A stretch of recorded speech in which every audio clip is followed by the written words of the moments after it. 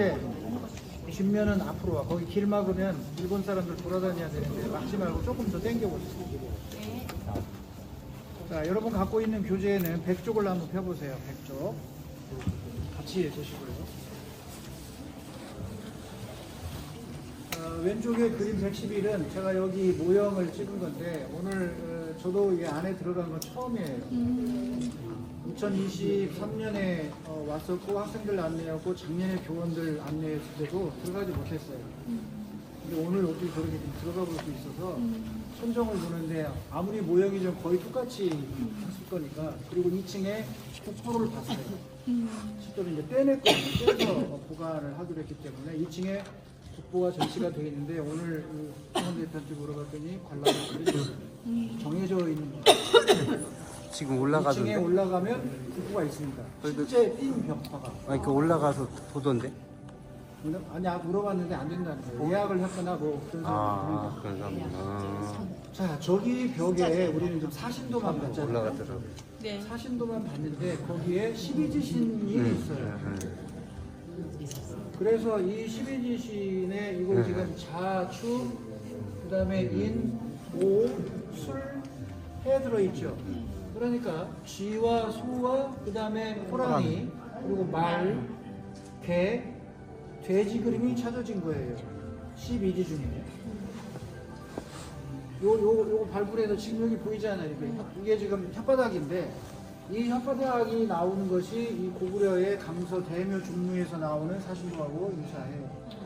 현무의 모습도 중국에 있는 이 사신에 나오는 현무하고 다르게 우리 사신도하고 유사합니다. 제가 여기 오기 전에 기토라고분 그 영상을 보라고 했는데 나라의 이 평성궁 거기에 대급전을 지금 복원을 했어요. 일본에서 거기에 벽화를 이거를 모티브로 했어요. 여기 이 고분의 사신도를 모티브로 해서 일본의 화가가 그 내부의 그림을 그렸다고 그게 영상에 나옵니다. 자, 그러면 지금 여기에 있는 이 12지스는 중국에서도 나오고 우리 한국에서도 나오는 거다. 그런데 중요한 건 이 12지신상의 짐승이 얼굴은 인수, 동물 모습이고요. 몸은 사람이에요. 인신이에요, 인신. 사람의 모습이라고. 그런데 얘가 무기를 들고 있어요. 그래서 이것이 신라의 김유신 묘에 있는 12지신을 갖다가 표현해 놓은 거예요. 그런데 이 12지신을 우리가 교토에 가면 고려미술관 정주문 선생의 고려미술관의 야외 건물 벽에 이걸 그대로 모형을 만들었어요. 12지신을. 그러면 중국에는 이 무기를 들고 있는 12지신이 있느냐? 없습니다.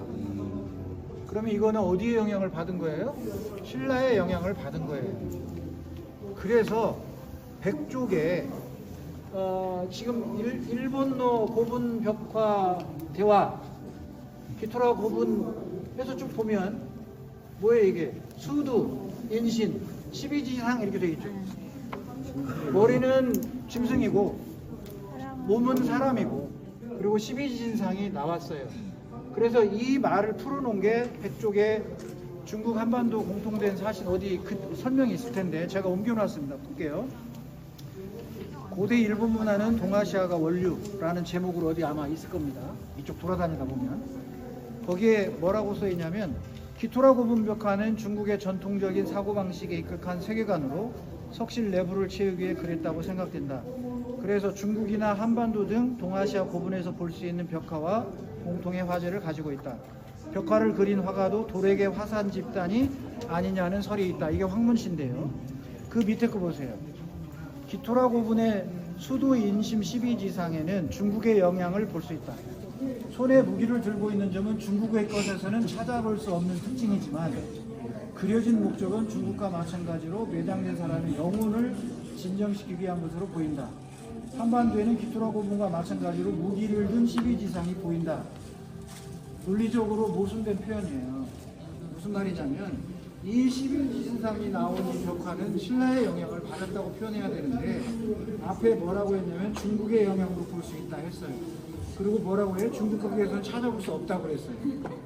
그리고 뒤에 가서는 한반도에는 기토라 고분과 마찬가지로 무기를 든 12지상이 있다고 그랬어요. 자, 여러분이 보기에도 어색하지요? 그렇게 인정을 안 하려고 하는 거예요. 그런데 이 신라 김유신의 이 무덤의 12지상에 무기를 들고 있는 이 신상은 한국의 표현이에요. 그러니까 이 기토라고부는 백제와 고구려와 신라 모두 다 영향을 받았다는 걸 알 수 있다 그런 얘기입니다.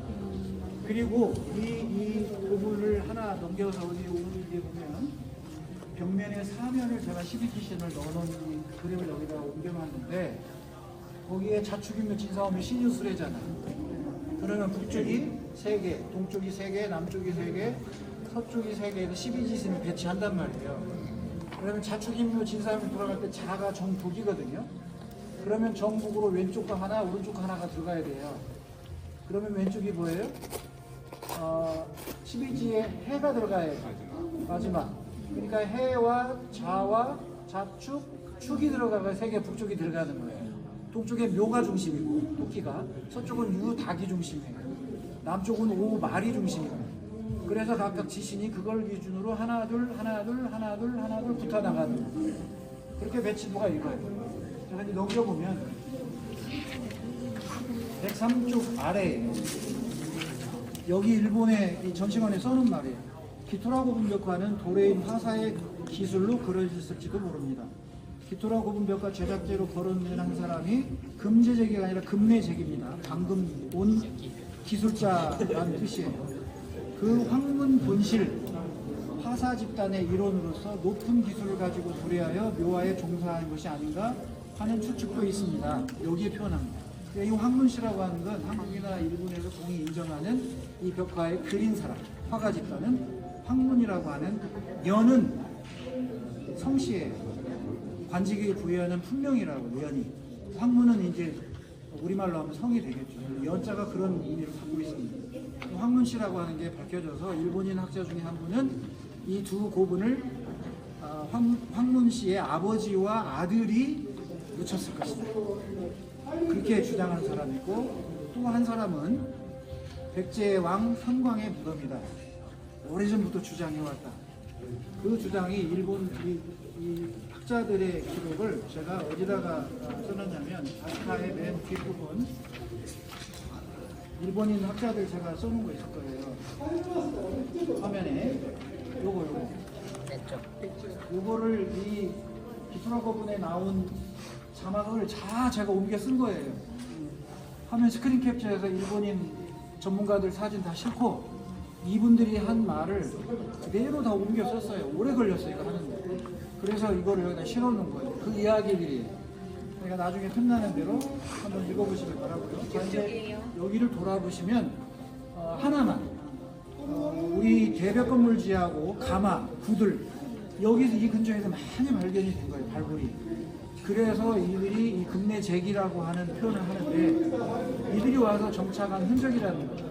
히노쿠마사에 이 와저키단이 나오는 것처럼 아스카사 발굴할 때 백제 기와가 나오는 것처럼 이 지역의 여러 민족군에서 당시 도레인들이 마을을 이루고 살았는데 그들의 살았던 자리를 발굴해 보니 대백건물지 나오죠, 가마 나오죠, 온돌 나왔다는 거예요. 자, 그 부분만 설명하고 나가겠습니다. 저를 따라오시고요.